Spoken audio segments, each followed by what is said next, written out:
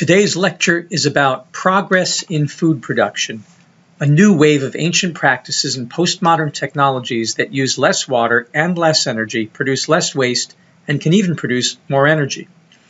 And I believe, to paraphrase Deuteronomy 12:3, we have to start by, quote, tearing down the altars and smashing the sacred pillars, end quote, that were erected by wrong-headed Malthusians who used a gross misunderstanding of biology and a total lack of nexus and systems thinking to scare us into what I call induced paralysis for profit.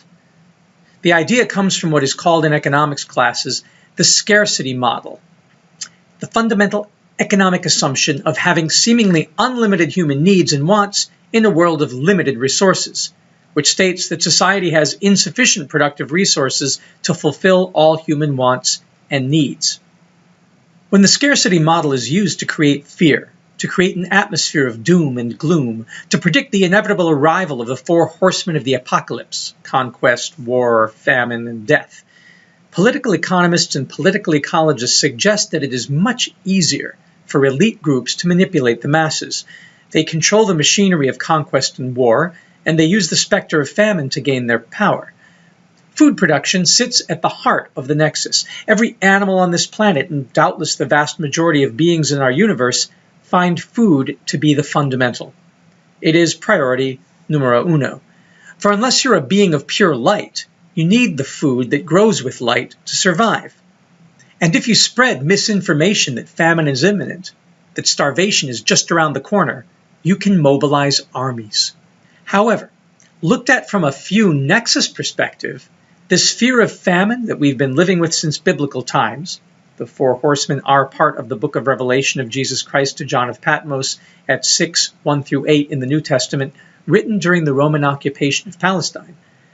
This fear is a peculiar Middle Eastern and North European phenomenon, it turns out, coming from civilizations in regions of the world where water stresses constrained food production. People in well-watered tropical regions rarely felt threatened by food scarcity, and in fact were described by anthropologist Marshall Salins as living in a state of perpetual abundance.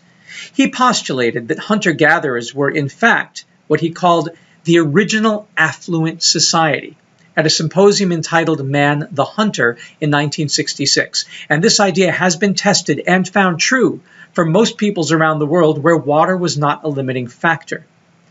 It explains why hunting and gathering and subsistence farming persist to this day, and why so many people resisted being brought into modern civilization or adopting modern agricultural methods. In fact, the work of historian anthropologist Eric Wolfe, such as Peasant Wars of the 20th Century, and Yale professor James Scott in books such as Seeing Like a State, How Certain Schemes to Improve the Human Condition Have Failed, teach us that there have been enough failures due to the form of agriculture that emerged from the conquering civilizations that the conquered were willing to sacrifice their lives to revolt against them.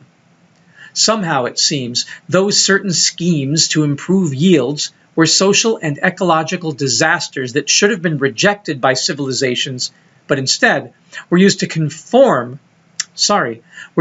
to cause conformity by confirming the Reverend Malthus's scientifically unfounded hypothesis, a classic but often neglected example of what is known as confirmation bias, which Wiki defines as, quote, the tendency to search for, interpret, favor, and recall information in a way that confirms one's pre-existing beliefs or hypotheses while giving disproportionately less consideration to alternative possibilities, end quote.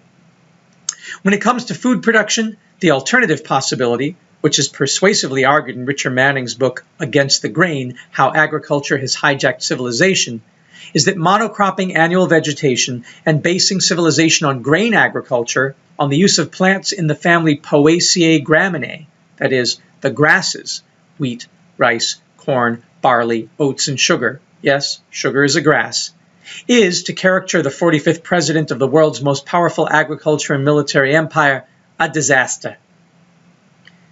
History records that agriculture and famine are the Jekyll and Hyde of the long and often militarized march of civilization.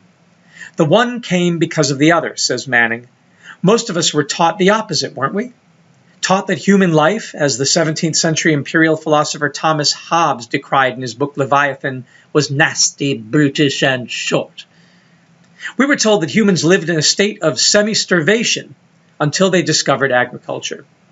We were told that agriculture saved our species from hunger and misery and starvation, gave us the surpluses that enabled our climb to civilization. Sounds good. Turns out not to be true. Even Harvard's Spencer Wells, a friend of mine who is the geneticist who leads the National Geographic Genographic Project, writes in his book Pandora's Seed, The Unforeseen Cost of Civilization, that when humans shifted from hunting and gathering in that original affluent society to grain agriculture, the average height of men dropped from about 5'7" to 5'2", and women's pelvic girdles narrowed to the point where death in childbirth increased in frequency. These were clear signs of malnutrition recorded in the fossils. Agriculture was to blame. Floodplain agriculture dependent on the disturbance species that grow like weeds after a disaster, because they are weeds. And they end up causing disasters thereafter because they evolved to live in disaster environments, places where floods and fires ravage the countryside on a regular basis. In effect, they depend on disasters for their own reproductive survival. It's as though once we hitched our caboose to the weeds and became weed eaters, and wheat sounds suspiciously like weed, doesn't it? We started living for them and not the other way around. Michael Pollan talks about this in his wonderful book that reframes our relationship to addictive plants called The Botany of Desire. He points out that you could look at us as the slaves of addictive plants that evolved to control us through their effect on our brains so that we would help them to reproduce.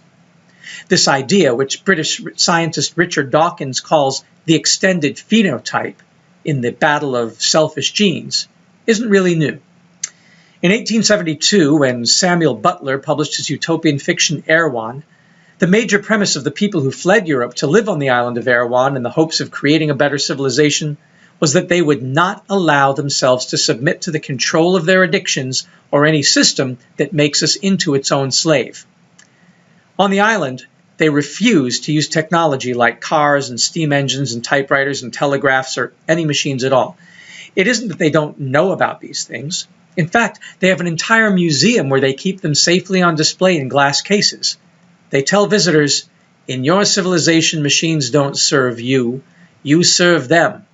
You go to work in the morning and waste your days slavishly building more machines and oiling them and fixing them and keeping them running.